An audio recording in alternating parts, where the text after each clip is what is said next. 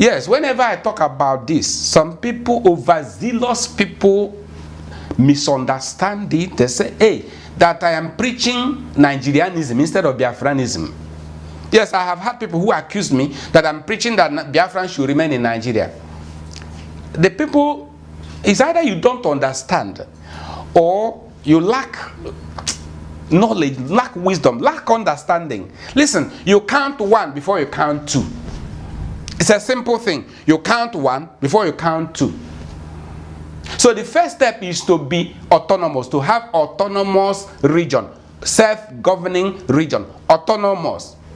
You govern yourself as Biafrans within Nigeria. Have your regional government, whatever name you want to call it.